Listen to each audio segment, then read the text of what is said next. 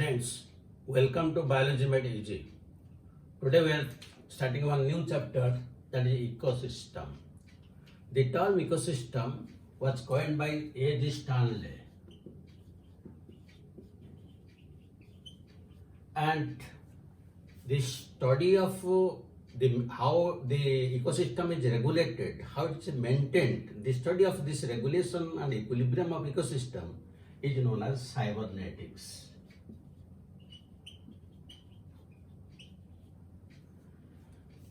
Now, what is this ecosystem?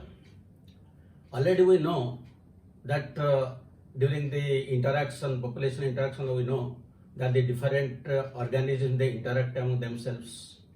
Also, the abiotic components, they have some influence on the biotic components. But how do all these interactions take place? It is usually explained in an ecosystem. The ecosystem may be as small as a drop of water, or scientists even consider the entire biosphere as one ecosystem. But if we consider the entire biosphere one ecosystem, it becomes very difficult to explain. That is why the ecosystem is divided into terrestrial ecosystem, then aquatic ecosystem, and also man-made ecosystem. Let us look what are the different examples. Suppose take the case of terrestrial ecosystems. So the examples are, it may be deserts, grassland, or forests. These are some of the examples. If you take the case of aquatic ecosystem, then the aquatic may be, again, it may be freshwater, or it may be marine. The freshwater, again, it may be lotic, or it may be lentic. Lotic means when it is running water, and this is static water. So what are the examples of running water? Example, you can take the case of a river. And lentic, static water, let us take the example of a pond and a lake. Similarly, marine. Marine, again, it can be of three types. It may be deep sea, it may be coast or coastal region, we can write, and estuary, means the mouth of river when it is attached to the sea. So these are the different terrestrial and aquatic ecosystem examples.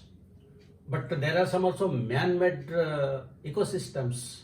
And man-made ecosystem, the common example we have in our own houses, that is aquarium. And another is the crop fields. These are the examples of the man-made ecosystem. So these are the different examples of ecosystem. Now in each ecosystem, what we have to study? We have to study what is the input of energy, how much the solar energy is trapped, then how the energy flows from one to another, and then what is the output, how much is ultimately saved, and how again they decompose by different types of microbes, so that again the same thing is recycled back. All these things we have to study in ecosystem. Now, if we study the different components of ecosystem,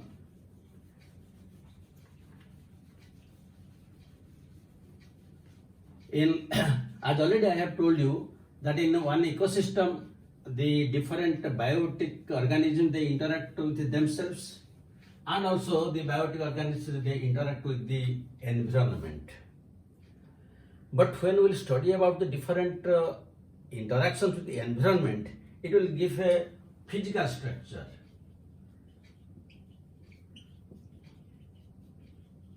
But if we will go for identification and enumeration,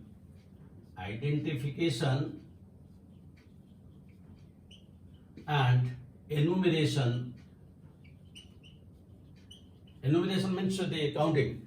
So if you go for identification, enumeration of the biotic species, that means plants and animals, it will give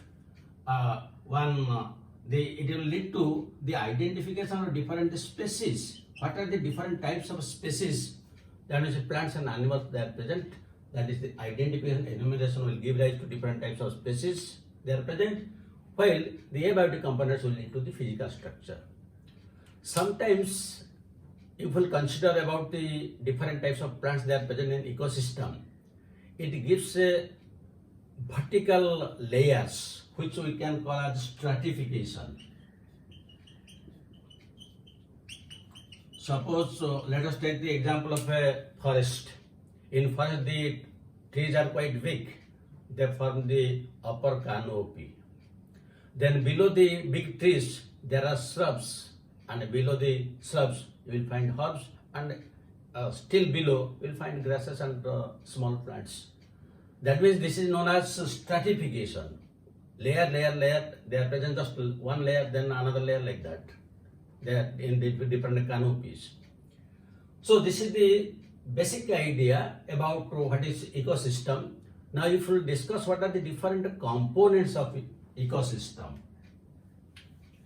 In the ecosystem there are mainly 4 components.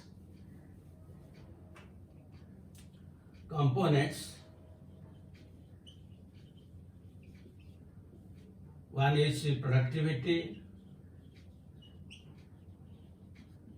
number 2 decomposition, number 3 energy flow, and number 4 nutrient cycles. These are the 4 components.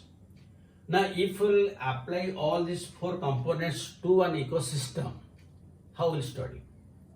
Let us take one example for our better explanation. So let us take the case of one pond, and how the ecosystem is functioning in a pond. Let us have some idea. In a pond, what are the different abiotic components? Abiotic components. Now in the pond there is water, then the different types of inorganic and organic elements are present in dissolved form, then the pond is getting solar energy, and all types of gases are present. They form the abiotic component of that pond ecosystem. If we will come to the biotic component, the biotic components, again they may be producers, consumers like that, decomposers. So the biotic component in a pond ecosystem, mostly they are phytoplanktons which are in the floating state in the upper surface of the pond. Besides, there are some floating plants, there are some rooted and fruiting plants, there are some submerged plants, there are small grass-like plants in the edges of the pond. So they constitute the producers. These are all producers. Then you will find the consumers. Consumers, they may be zooplanktons, and the swimming and the bottom dwelling organisms. So they eat on the producers. Then when there will be death of these producers and consumers, then the case of decomposers. The decomposers will decompose them, and the decomposers may be fungi, bacteria, or flagellates. Now these organisms, they will decompose the dead producers and consumers, and the complex substances will be broken into simpler substances. Now these simpler substances are available for recycling by the plants. So this is how all the components are functioning: the productivity, decomposition, energy flow. The energy is flowing from producers to consumers and to decomposers, and then their the nutrient cycles, they are re-available so that everything will continue in a cyclic manner. This is the example. Now, let us particularly discuss productivity, then we'll discuss one after another.